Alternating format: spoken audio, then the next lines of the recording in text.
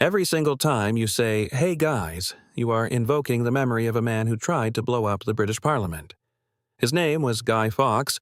He failed spectacularly, and somehow his name became the word we use for every person on the planet. Except, that is not actually what happened. It is November 5th, 1605. A man is discovered in the cellars beneath the Houses of Parliament in London, surrounded by 36 barrels of gunpowder. His name is Guido Fawkes, a soldier and Catholic conspirator, and his plan was simple: kill King James I, blow up Parliament, and trigger a Catholic uprising across England. The plan failed. Fawkes was arrested, tortured, tried, and executed. But here's the thing about spectacular failures. People remember them. Within a year, November 5th became a national holiday across England. People lit bonfires, they cheered. They burned effigies of Guy Fawkes stuffed with rags and straw. They called these figures guies. Grotesque, ragged, ugly things paraded through the streets. And right there, you can see why everybody assumes that is where our modern word comes from. It seems so obvious. But etymology has a way of making the obvious answer wrong. To find where guy really comes from, we need to go back much further than 1605. Much further than England, actually. We're going to travel through French docklands, Germanic forests, and one of the oldest language families ever reconstructed by scholars. The word guy, in its earliest English form, shows up in the mid-1300s, meaning a leader or a guide.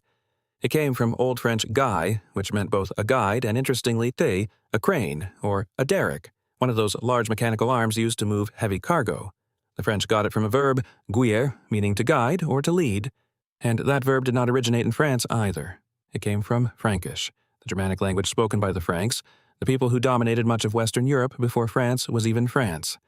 The Frankish root is reconstructed as something like witanan, meaning to show the way, to look after, to guard. Now, here's where it gets genuinely deep. That Frankish root connects back to Proto-Germanic, the ancestral language that all Germanic languages descend from. The Proto-Germanic form is witanan, and it carried a cluster of meanings: to look after, to guard, to ascribe something to someone, even to reproach. You can see that same root surface in German weisen, meaning to show or to point out. You can see it in Old English witan, which meant to reproach, and wite, which meant a fine or a penalty.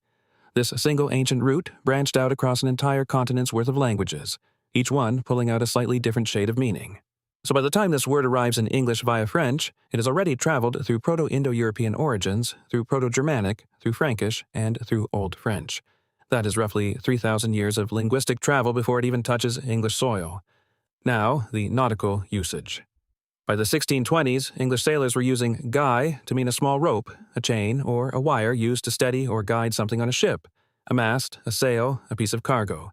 This is a direct continuation of that original meaning, something that guides, something that keeps things on course.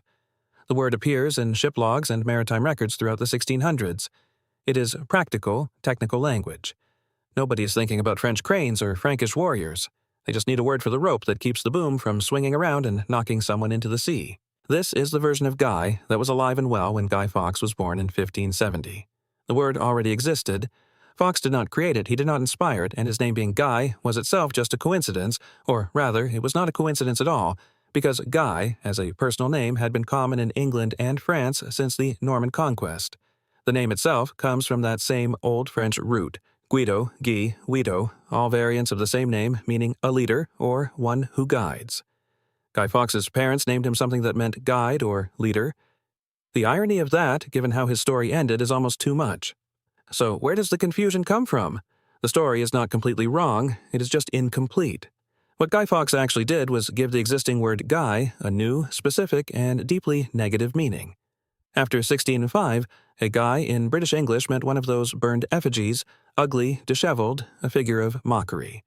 For about 2 centuries, calling someone a guy in Britain was an insult. You were saying they looked like a scarecrow, like a rag doll, like something people set on fire for fun. The earliest recorded use of guy, meaning simply a man, or a fellow, dates to 1828, and it appears in American English first, not British. This is significant.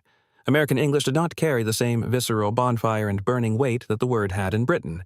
To Americans, a guy was just a somewhat colorful, slightly informal way to say a person. The insulting edge had worn off completely in the crossing of the Atlantic. By the late 1800s, it was standard informal American speech. By the 20th century, it had gone global. Today, the nautical meaning of guie survives in very specific technical context. If you have ever seen a tall antenna, a telephone pole, or a construction crane held in place by diagonal cables running down to the ground, those cables are called guie wires or guie ropes. The terminology is unchanged from 17th century shipbuilding. Engineers use it, utility workers use it, the word is sitting right there in everyday infrastructure, carrying its original meaning perfectly intact. In sailing, the word never left at all. A guie on a modern yacht is still a rope used to control the angle of the spinnaker pole. Sailors say it constantly. They have no idea they are using a word that passed through 3 language families across 1,000 years to end up meaning the rope attached to this particular pole. The family of words connected to this root is surprisingly wide. Guide is the most obvious English relative. Same Old French origin, same Frankish root, same Proto-Germanic ancestor.